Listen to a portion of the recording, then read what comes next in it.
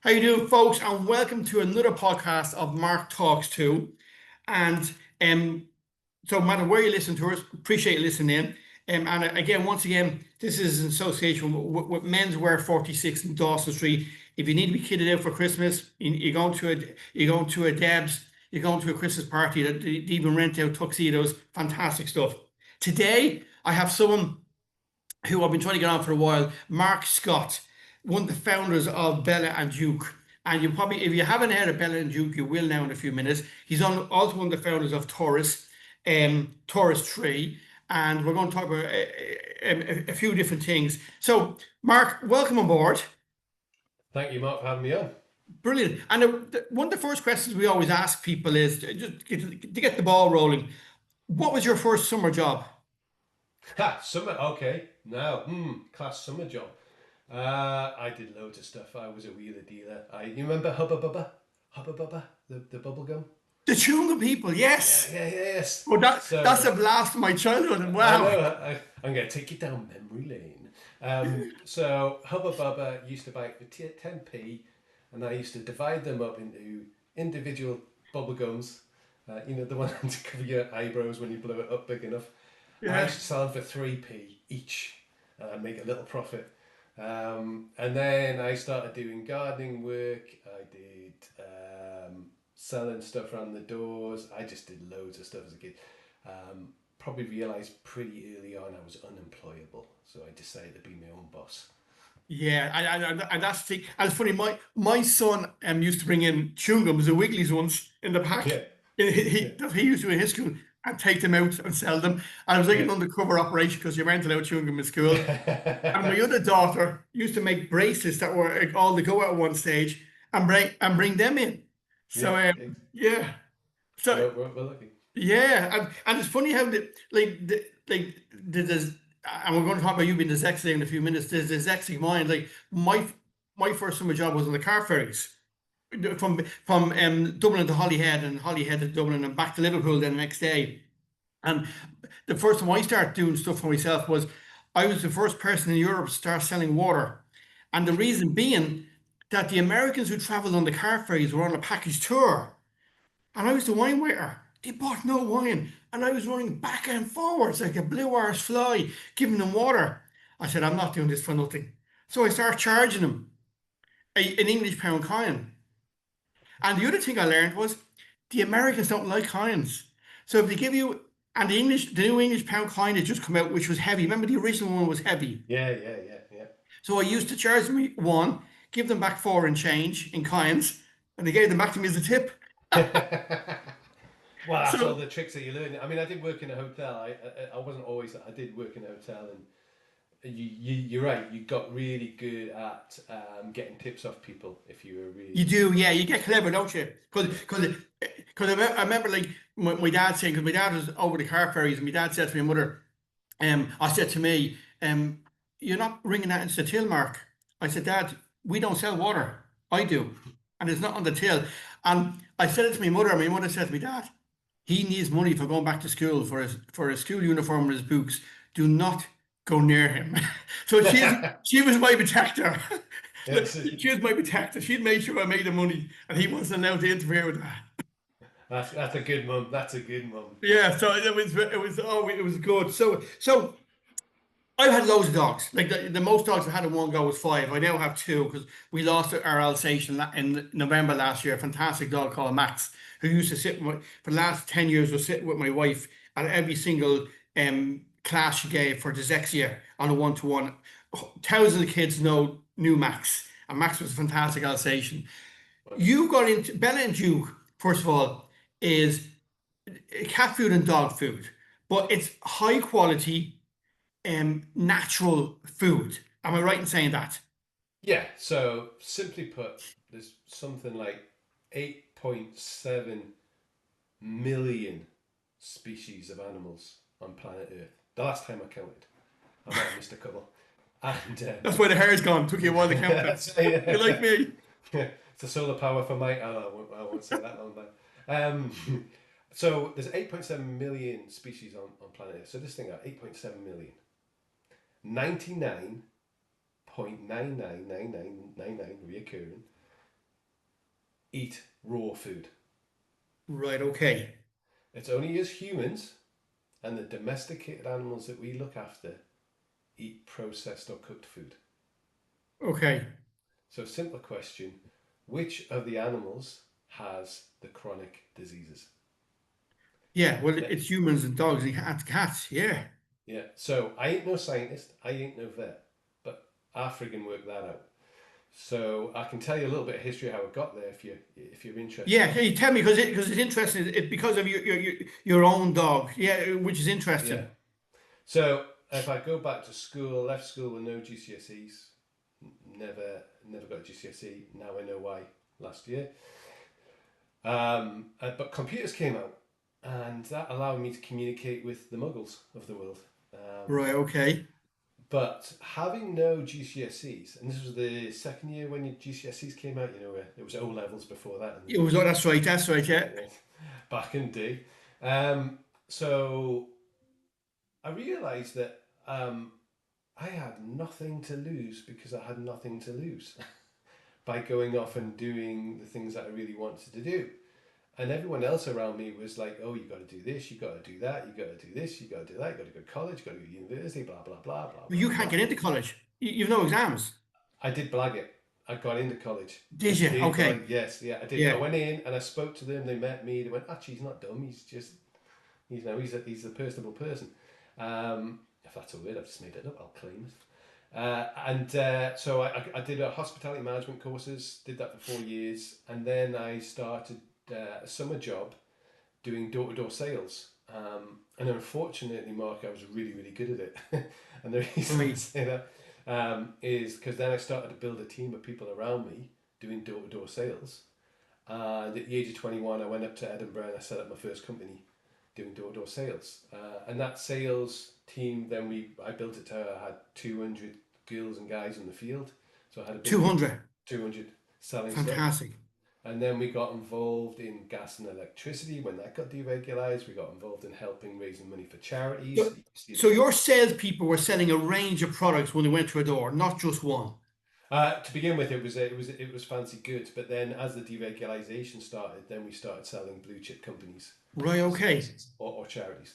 So I did that for about 7 8 years, and I got headhunted by a large, well-known company in the UK to start as a sales director and help with this thing called the Tinternet. And I got involved in that, and that was an absolute nightmare for me because I'm not only dyslexic, um, I also have ADD, HDD, 4K, whatever they want to call it nowadays. Yeah. They keep And changing the names. yeah, The thing is, they make the names harder to spell. Have you noticed yeah, that? yeah. And like, who came up with dyslexia? They had a I've been sensible. saying it for years. I had to do that word in clay because I cannot spell it. And yeah, like even now, sometimes I write it down and I go, it looks wrong. Like Yeah, who? It's like someone said, we're going to torture everyone who can't read and write like the rest of us. So let's think of a word that would really, really trip them up every single day of their lives. but incredibly valuable on Scrabble, if you got it right. Yes. um, so after that, then I started learning about the internet, and I had like 400 websites, loads of businesses. And I'm going to jump forward at about 41, 42. I completely hit a brick wall. I was running 6 businesses, and things were getting tough. I wasn't sleeping, and I said to my business partner at the time, my health is deteriorated so badly. Was that because you were spreading yourself too thin, or Yeah, was it because the pressure of all different businesses and the yeah. challenges? Was that why? Yeah, yeah, because my brain's used to chaos, my brain's used to going one Yeah. by one. So my life reflected that, and I thought that's what I do, and why can't everyone else keep up and all this stuff. So then I just said to my business partner at the time, right, you can have the business, I have to just stop, and I gave up my businesses. Said to my wife, look, I have to take time out. My body's just not responding. And then I heard about this thing called biohacking, which is basically hacking the body and mind for best performance. Because there was a lot of successful people whose health had deteriorated because they've been doing all the stuff which is great for business, but not looking after themselves individually. Mm. And then I started understanding about nutrition, and then suddenly when I was eating better, doing certain things to make me feel better, I suddenly had all this energy back, which I hadn't had really since I was 20, 21. And then that aha moment is like, so if you put good food in your body just performs better. Better, yeah. And then at the time, I got had a neighbour who I was really good friends with.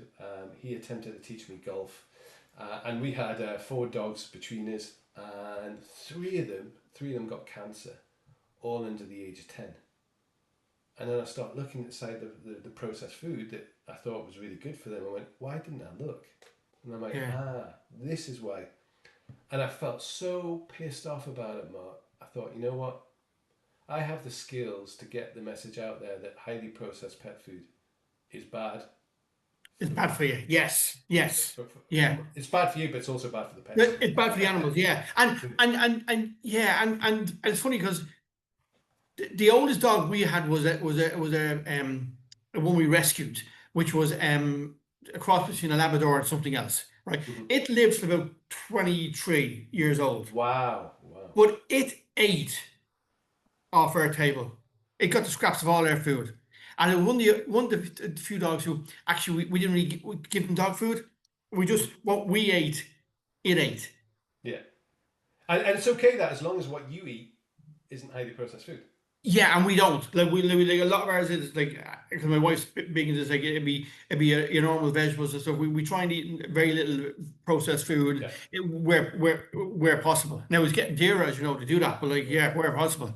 Well, there's the example. So I'll just a couple of remarks about that. So back in the 50s, the average age dog was something like, and don't quote me this 100%, I'm trying to remember it, but it was something like 17 years. It was something incredibly high. Wow, that old. Yeah. Now, what do you think it is today? I would say, having talked to a couple of vets about my own, my last one that wasn't, that didn't last, the Alsatian. Alsatians, they say around between 9 to 10, and then I would imagine the average is about 11. It used to be, it's around about 9. 9 now. Yeah. So you go, well, what's changed? Well, there's a couple of things. You mentioned that your rescue dog was retriever, was it? Yeah, he was a cross between a Labrador and something else. Yeah, So one of the things that happened there was they crossbreeded, and a lot of these pedigree dogs are breeded, and within themselves, within their family, within their. So of course, yeah. it's going to be a lot of genetic and epigenetics, and we could go off on a whole tangent there. We won't. But when you crossbreed, which is much more natural, you get a much better spread of the genomes, which makes you generally And people always say, we call them mongrels, that mongrels are tougher and last for longer. for that reason.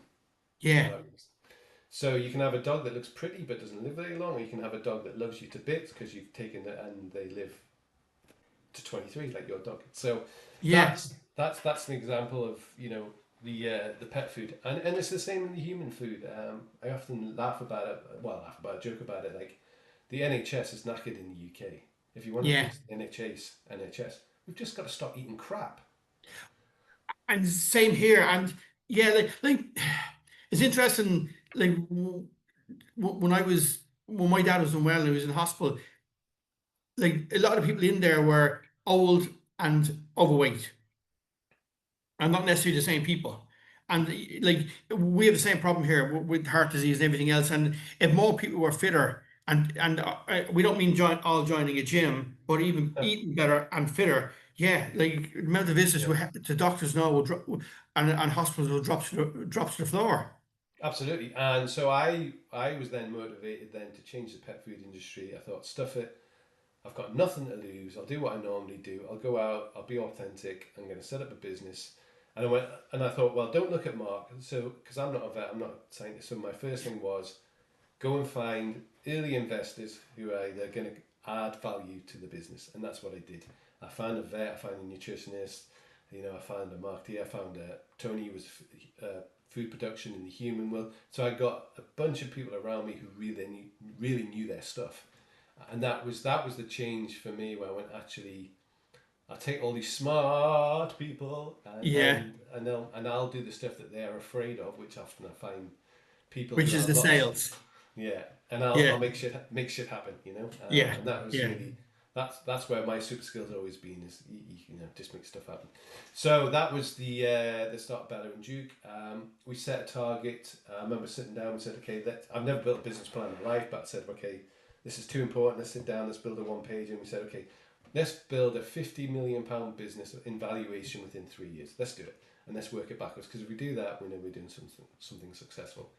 We didn't do it in 3 years, we did it in 4 years. So that's not bad. Brilliant. That's not bad. And now you're going global because Yes. you're going into the Netherlands and all now. Yeah. So we're going international now to get the message out there. The UK market's growing really, really strong. We're in a lot of the retailers, well-known retailers. And I would say you must have seen a huge pickup in business during COVID when everyone went out to buy a dog or buy a pet.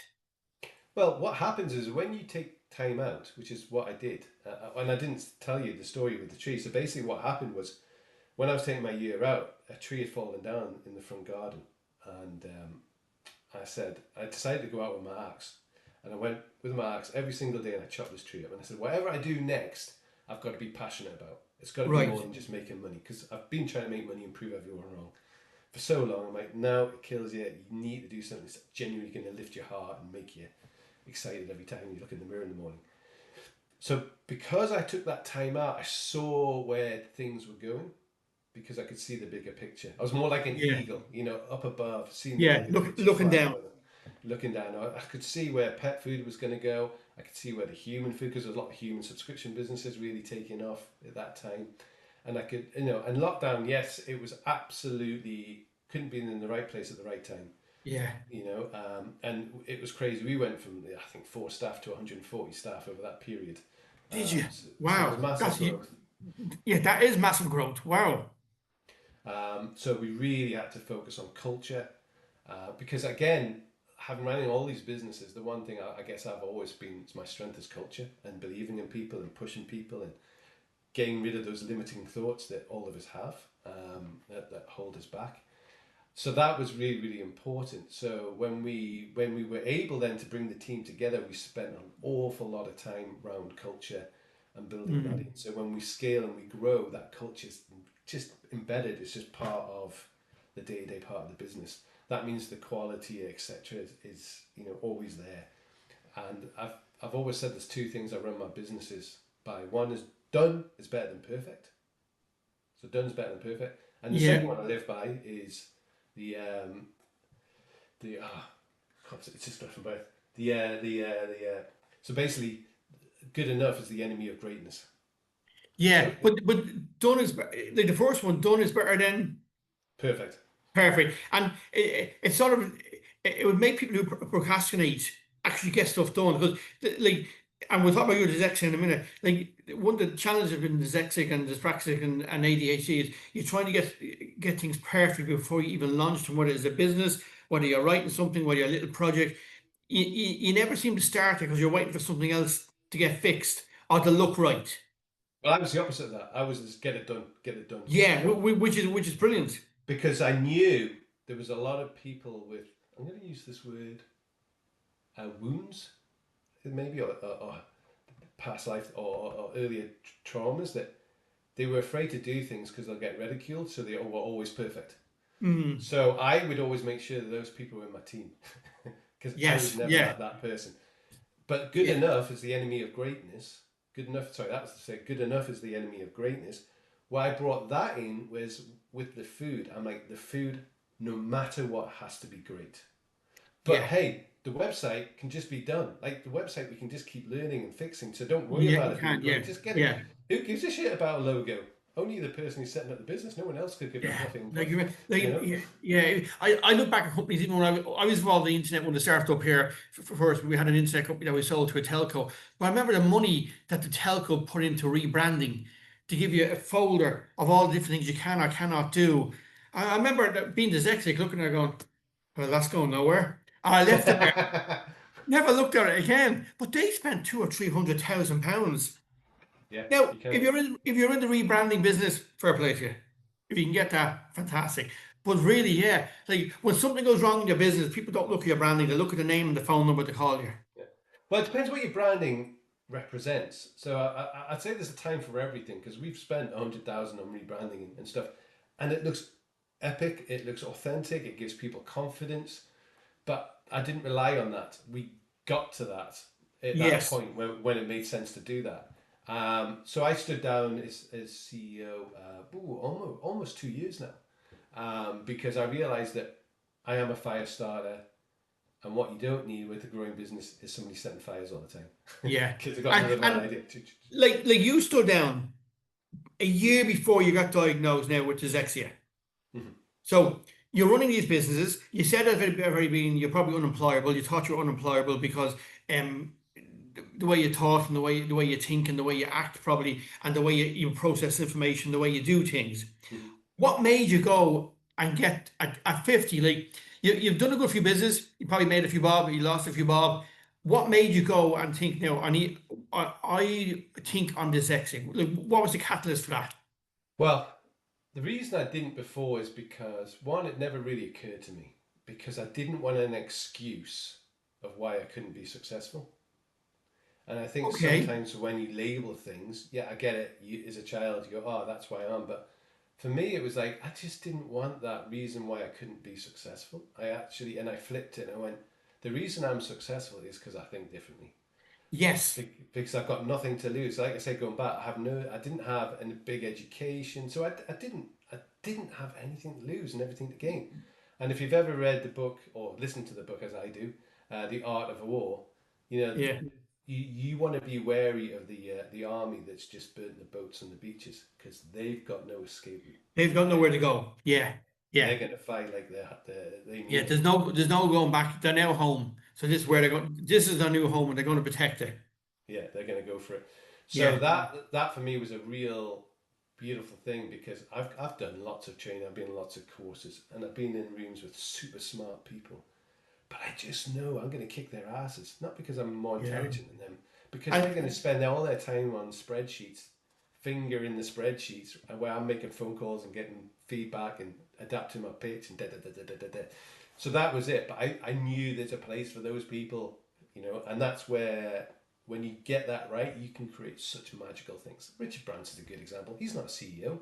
He's the no, he's chair. not. He's No. the face of No. it. He ain't running the And office. it's interesting. Like I always tell people, we had a brother, a Christian brother, because my schooling was horrendous. But that's another story. And he came into us one day, and we were in the worst class. We were in 1-5, 2-5, 3-5. So it was streamed. And he said, "We don't have to worry because we're going to be the carpenters and plumbers of tomorrow." Mhm. And it was said in the derogatory way. Even though now with AI, the tradespeople will be the goal makers of the future, right? Yeah. But another headmaster I heard telling a class once, and a few years ago I read about him doing it. He said he tells his dyslexic students, "Don't worry about the other people who do well in exams because you're going to be employing them." True. And that's happened to me. I've employed some of the people who worked for me as solicitors and doing buying companies and accountants were in higher classes than me, Yeah. Yeah. but I'm paying their bills. Yeah. And you're Oh, probably the same. And it's a great way for people who are like who are dyslexic, yeah, to realize that's why you've done so well. From selling the chewing gum and Hubba Bubba to doing that, you were thinking out like, why didn't everyone in your class not do that? yeah. Because none of Well, the rest of them went dyslexic. yeah, and they wouldn't think about it. They wouldn't see the No. opportunities. So whenever I've worked in a job, I just can't help but go, why are you doing that? Oh, because we've always done it. Go, but if you carried three of those and did two of those, you'd do it in half the time. Yeah. But your brain just goes into that solution mode. So what I did discover when I did my dyslexic, which was tiring in itself, because I hadn't realized actually when people talk to me, I don't always understand what they're saying. They talk and I go because they use words and I'm a feelings person. Yeah, because you have like me an IMAX cinema in your head. It just movies all the time.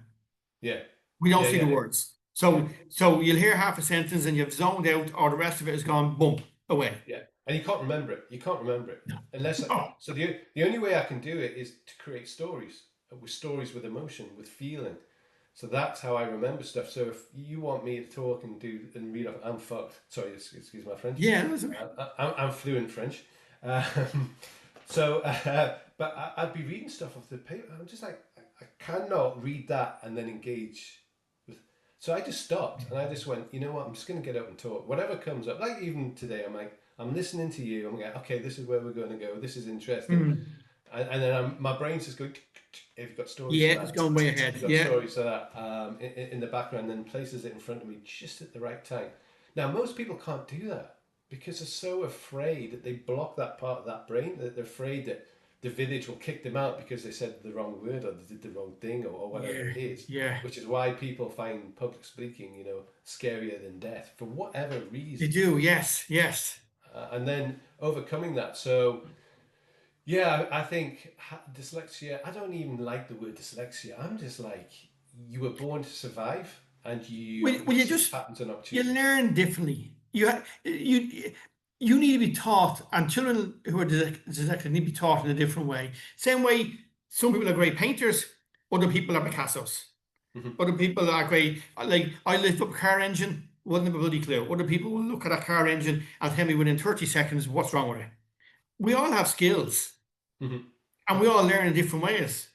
But when you got diagnosed, did it change anything? Did it change anything within Yes, yourself or how you saw things? yes, it changed that I was kinder to myself. You were kinder to yourself. Kinder to myself. Why? Is that because you now had a reason for the confusion beforehand, or not be when someone talks to you, you don't hear a full sentence? Why did you get kinder to yourself? Because my internal chat was, why can't you remember this? Why can't you understand what they're talking about? Why in board meetings are they da, da, da, da? I'm going, I have no idea what they're talking about. Right. And it sounds boring. And Anyway. you thought it was IQ. Well, Did you? Did like because some of us that would think like that we're in a room. I always remember Barack Obama saying that he's been in different rooms, yeah, including in Congress and teams, and even when he goes into high government, and people think all these people are intelligent, and you realize even with world leaders, there's an awful lot of stupid people in the room, yeah, right? there's a lot of stupid, smart people. Absolutely. So Yeah. no, So I never thought they had higher IQs. I just thought, can they not see what I can see? It's so obvious. right. Okay. I'm like, Yeah. it's like, and I'm just thinking, am I the only one here there's a lot of fear here because they live for whatever reason, and I'm like, but there's a lot of opportunity here. Of course, there's the downside. Yeah. And people think entrepreneurs are risky. We're not. Actually, we're quite risk adverse. Like you'll set up a business or you'll do something. And go, okay, what's the downside I need to protect, and what's the upside? Is it worth it? Well, that's not gambling. That's Yeah. smarts. It And is. Yeah. if you go, I've got a 60% success rate. Well, if you set up 10 companies, 6 of them are going to be great. Well, your quid's in. So you just go, it's no more complicated than that. Oh, but this and but that, but no. Yeah. Yeah. It's But bullshit. it's also, I think, it's like I write children's books and I do other stuff that when you put the first word on the page, I know how the book's going to end. Mm-hmm. Where, but I have to explain it to a normal person who's reading my book, the whole story to get to the end. I think it's the same in business that when you start the business, you and I will see the challenges, the problems, and the solution and where it's going to end. A lot of other people only see the beginning and they cannot see the rest of the journey. Yeah, they can't. And I think maybe you're right because um, I often see and feel, I can see it in my head. And I just assume everyone else is saying, I go, well, it's obvious. It's obvious because that picture's in my head. It's very vivid. It's Yeah, bright yellow, it's green, it's this. It's just so obvious. And other people, yeah, and then you start to realize, that's the difference. So today's education was all about keeping people in factories. It was all about putting through professionals. That is not today. AI is going to, as you said.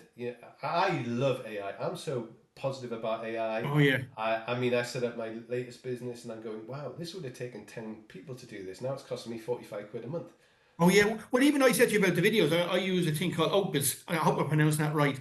Like when the first day I used it, I dumped a video that was an hour long in, and I press enter, and 10 seconds later, I have 150 little captions that I can post everywhere. Yeah. It would have taken me a week to do that. Actually, it wouldn't have taken me a week because I wouldn't have done it. And I would have tried and chop and do this. And if you see me chop a video, I go, I've lost it. Where's the video gone? Where's the rest of it? Did we keep a copy? No. Yeah. Have we got the scissors? Where's the film? Yeah. Yeah. So, All that stuff. but AI, yeah. Anyone starting a business now and looking at AI properly are going to skip a lot of the hassle you and I went through in Yeah. starting the business. There's even a better platform that I now use called Riverside. I don't know if you've ever used Riverside. No, what's Riverside? Riverside is perfect for podcasting. It just does everything you described, the transcripts, everything, and it just does it in a really format. You just leave it, and it takes out the gaps and the spaces and all this kind of. It's just super Brilliant. smart, and it creates shorts for you and all the things you I have to have a described. look at that. Yeah. So, but you know, it was interesting because I did a post on this on LinkedIn about a lot of people think it's cheating, and I'm like, wow, why do you think AI is cheating when you're wearing clothes that you didn't make, when you're driving a car that you didn't build, when you're eating food that you didn't grow, when you use the calculator, when you use the spreadsheet? Where does cheating start and stop? It's just a tool. Yeah. It is a But tool. and you just so you'll And get people who really hold on to that and get left behind. That's the sad thing. You go, yeah. we need you to take this. And I know there's obviously people taking advantage of it, just like online banking, just like crypto and stuff It's like like that. everything. But I remember I had an online DVD business that we used to send DVDs out to people in the post. And I remember making contact with Netflix and trying to get the contract for Netflix when they're coming to the UK and Ireland because I knew they weren't going to have a presence for a little while. It was just a website. And there's a company here called Exhivision, which was making the year £6 million a year profit. And I approached the business development manager and said, I will run your online business for you because we have it. So I'll do a white label. No, won't work. I said, Netflix is winning the road. A year later, that company went bust. Yeah, the Kodak moment. And that's not cheating. That's like same as e-commerce during COVID, as you saw, amount of people that suddenly went, we need a website, we need to sell online. Like these things have a place and can make you a lot of money if you do it right.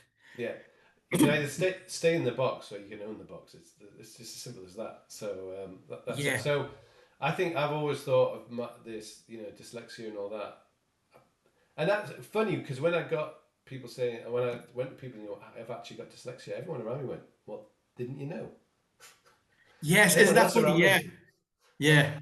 no, I just thought my brain was different. I just thought I forgot stuff because I never gave it any power over me at all. None. Yeah. Zero. You just kept moving ahead and using it. Just, But yeah.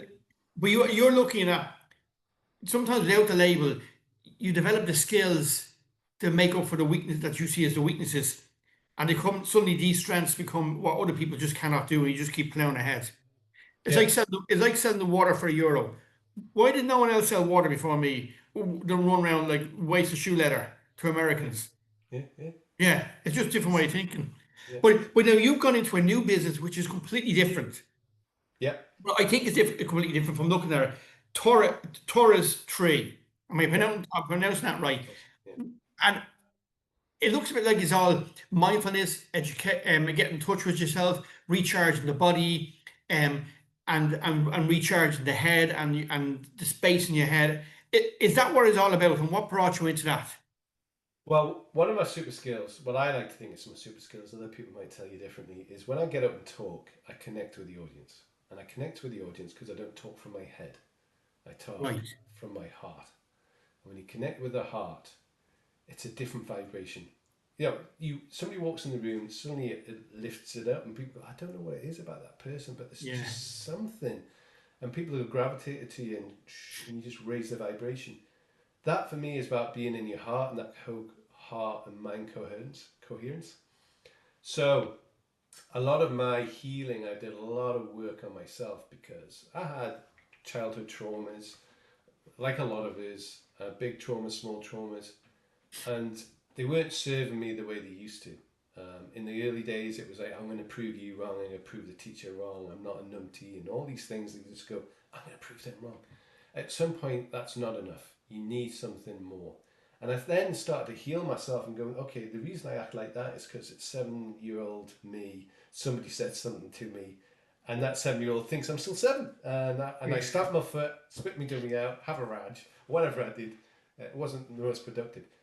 Then when I started understanding that and then healing myself, I just felt this calmness in me, this fulfillment in me, and also these limiting beliefs that weren't even mine. They were like stories told to me, or it could have been generational. And when you start to heal your wounds, you start to seeing wounds in lots of other people. So I typically now can meet somebody and go, okay, it's interesting. I'm now aware that the person I'm talking to might not be that 42-year-old, it might be that 17-year-old, it might be that 2-year-old. It might Right. be that Okay. 46-year-old who's just had a whatever. So when you start to realize that, then you can start to control those narratives and rewrite those narratives and go, actually, are those limiting beliefs serving me anymore? If not, can I release it? So Taurus was all about, I think, probably finding your authentic self. It's probably the way I'd sum it up. Because who is Mark Beggs? Who Yeah. is Mark Beggs? Like, who are you? When you wake up in the morning, what's your perfect morning? How do you see your day? What would make you incredibly powerful and energetic by the end of the day? If you don't know what that is, well, how the hell can you get it? Even if you don't start that, Very good point. you Yes. just shouldn't it. So people start at the wrong place, and I love entrepreneurs, right? Because they're like the modern day wizards, or they create something from nothing. And I say to them quite often, start off with the advert you want to write, then start off with the review you want to get, then build your product, not Yeah. the other way around. Yeah. And that's what I do with Torus. I went, there's a lot of people hurt. There's a lot of anger. There's a lot of distrust. The news is absolutely terrible. Terrible. We're Yeah. designed to be in a village of 130 people, not 8 billion. Of course, everyone's stressed. And this is where I use ChatGPT or AI, for example. I'll say to AI, you know everything about me. I only want you to give me news that's going to actually impact me. And I In tell a it that positive way. in any way, In positive any or way. negative, Okay. In any way. Okay. in any way, it's going to affect me or my business. And I maybe get one post a month. And you Right. realize most of the news that we're reading is absolutely not going to impact you at all in any way or shape or form. But how much of your energy, your scarce, your fear comes up from reading all this stuff and listening to all this stuff. And they make it addictive. They make it clickbaity and all They this do. stuff. Yeah. So I now look at it and go, I'm just not going to be offended. Because the minute you're offended, you're controlled. So if you find you get offended by things, just look at that, because you're easily manipulated. And they know That's that. it. They all know And that. it's interesting on the news because I bought there's an article we wanted about someone in the paper about a week ago about dyslexia, and I went there and bought the Irish Times, and I think it's 250 or whatever it is. But I came back to it home and said, "Damn right, where's the pages gone from the newspaper?" It was so skinny because we're so used to consuming Sky and all the other stuff all day long, and used to all the bits coming in. I expected the newspaper like being thick, but I said, if we only read that every day, are we missing anything, or does that just suit us? And it probably does suit us. But the other thing, when you were talking, that about the people who must get up in the morning who do the same thing every day. I remember a few years ago, I was doing out canvassing for an independent candidate. And what blew my mind was the amount of people at 6:30 or 7 o'clock at night that were knocking on the doors, that were in the pajamas, and the house was locked up and they were finished for the day. Hmm. And I said to myself, wow. Like, I don't look at, we gave up soaps for Lent about 12, 13, 14 years ago. I don't even look at soaps anymore. We don't, right? But But I said, like, wow, is there that amount of people who just come in and give up? And this is what you're talking about. People who don't know what their mission is, or what don't know what makes them really, really happy. And it doesn't have to be world changing. It could just No, be it I want to doesn't. have the neighbours. But it's interesting that they call them TV programs. The programs, the name's there. They're Yeah, programming. They're programming you. The whole everything's there. When you step yeah, back and go, do I want to be living that story? Do I really want to, or do I want to be stretching and doing yoga with people who are just happy to be there in life? We do a lot of breath work. It's called 9D breath work, and it's all about taking you on journeys and reconnecting with your inner child and all this stuff. You go, I'm doing that 4 days a week, Mark. No wonder I'm chilled out. yes, absolutely. And I know if anyone wants to if somebody wants to find out how to do this, and when I was reading about it, it's fantastic. It's something probably I'm going to look at it somewhere, especially now that I know where you live. And that's a different story for another day, folks. But we both had a laugh about a certain name. Well, Mark lives in an area called Dunkeld in Scotland. But if somebody was doing this, do they come to you? Do you do it online? Like, how does the experience work for you to help people? So classically, I'll go back to my just get started sort of mentality. So we just got started. Um, we didn't have a place for people, so we just put a tent up in the garden, and that's Okay. where we started. Yeah, We well, were just hey, testing it. We're going, is there an appetite for this? And people, yeah, loved it. And then we built the cabin, so we're just finishing off the cabins so we can do it in the winter.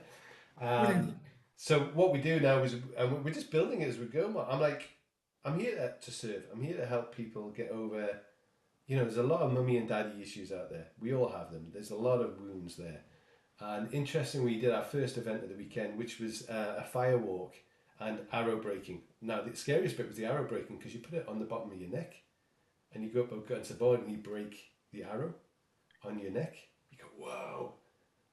Everybody did it. And the oldest person was 81. Right, okay. And then we did the firewalks and stuff. And it was a full day and we did teachings, but it was about overcoming fear and releasing that. The energy at the end of the day was absolutely amazing. Why aren't we doing this every week for people? Why aren't people doing this stuff rather than watching shitey news, as you just said, or Yeah. whatever soaps are on it, whatever, blah blah blah. But if you're not getting that, well, how are you getting the opposing to the negative news, the negative contacts, all that stuff?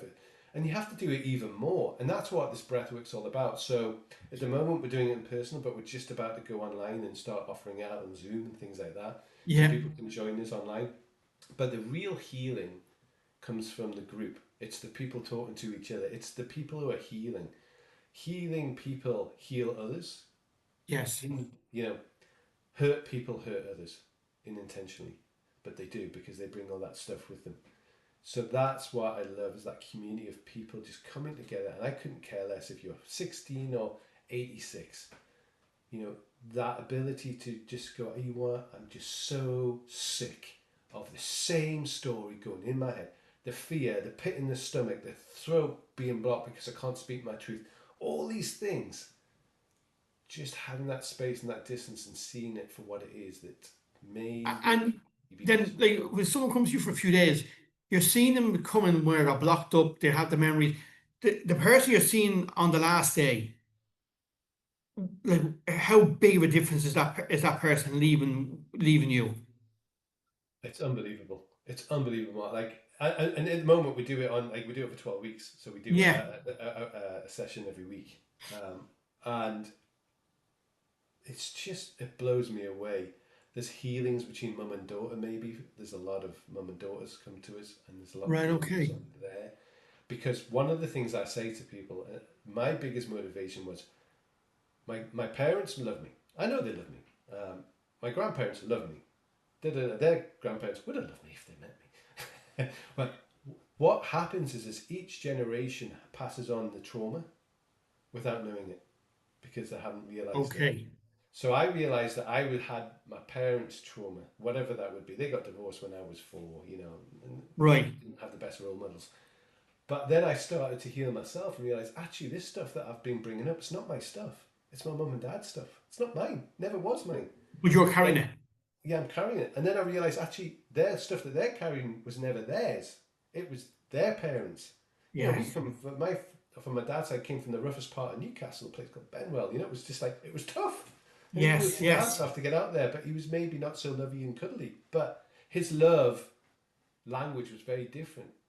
So then you realise at some point, do I want to pass this stuff on to my kids? And I went, no, I don't.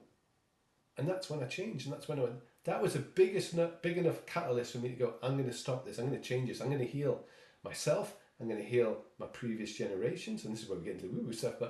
And then I'm going to not pass this on to my kids. And, I'm touching and fortunate. Got 2 amazing boys. They're not normal. They're not doing the normal stuff. I love them for it.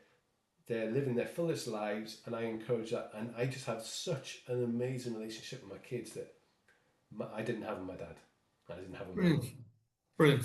And that's all I want. So for me as a parent, that was the biggest motivation for doing it. So We're doing this. I'm seeing this now healing where people go in and people around them are like, oh, there's something changed about you. You look younger, you're calmer. And then they start influencing the family. Maybe the family's had tough times because they've been traumatized. That's when you start healing the community and you go, that is why I started Torus Tree. for that reason. So when it's tough, when the bills are coming in, oh shit, how am I going to pay for that? And I go, the reason is bigger than the problem, and I'll find a solution. And sure, I get stressed, but where it would take me 6 months to come back might take me 6 hours. Yeah, and that's a nice thing. The reason is big. The reason is bigger than the problem, and you'll find a solution. Yeah, I like that. Now, and if anyone's looking for you now, Mark, to be part, to get involved in the course and to get to do a program, how will they find you? Best place that you can find us on social. You can find us on our website. I've stopped my OnlyFans. I don't need that anymore. They barred me. They wouldn't accept me. Hey, nice feet. I said that to my kids one day. You know, this man making pictures of people making money from pictures of people's feet. They said, Dad, go anywhere near that and you're in trouble. Paint them, they won't recognise them. Yeah. But having said that, Mark, if I was making $1 million of it, they still want a loan. Totally. So yeah, so it's Torus. Yeah, that's Torus. That's Torus and then tree. You just search for that in Dunkeld, as you said, in Scotland. In Dunkeld, yeah. If people want to reach out and they want to connect, I'd love to. We will be doing stuff online, and we will hopefully start doing residentials here as well. That's the plan. Maybe in 2026, we're going to have people. Brilliant. And I'm going to send you a copy now. We're doing this in audio soon. My new book. You'd like this. You neck like a jockey's. Yeah, you do. and the story about the water and other stuff in there, but I have an audio version coming out. AI has helped me with the audio version. AI has helped me with the audio. I sound even more posh with the AI. Keep posh. I can understand you. Well, the last thing, just a little funny note. Yeah. A little story. So I'm in COVID, and I'm looking around, and I'm a bit of a cheeky Charlie, as you've probably gathered. Yeah. And I had a picture of me of a big bulldog, and it's bollocks. Behind me is a screenshot. Yeah. And I went on to this really important investor meeting, and I forgot that you had it behind you. Yeah. I said, B&D, the dog's bollocks. But it broke the ice, and everyone thought it was great. And I went, that's a lesson. That's a lesson. Don't be normal. Make an impression. You've got one chance. Do something different. Yeah. There's no harm doing something different. It's just not like, if you want to be the same as everybody else, like there's billions of people doing the same thing. As I said, as you said, get up in the morning, doing the same thing, going home, locking the door, into pajamas, looking at the same soaps every day of the week. Yeah, if that's your normal, that's your normal. But if you want to do something completely different, it's a whole different ball game. And starting off with Torus 3 be a great way to start even changing what you're doing. Definitely. Mark, thanks very much for your time. I really appreciate it. Really appreciate it. So folks, if you're looking for, for Mark Scott, you can also find him on LinkedIn. Mark and I are connected on LinkedIn and other stuff. And Torus 3, so it's Torus 3, TREE, in case you can't understand my Irish accent. Just put that into Google. And also Bella and Duke. If you have pets, it's probably one of the best pet foods. It's not processed food. There's a whole story there as well. So thanks, Mark, for your time. I really, really appreciate it. I do. Thank you, Mark.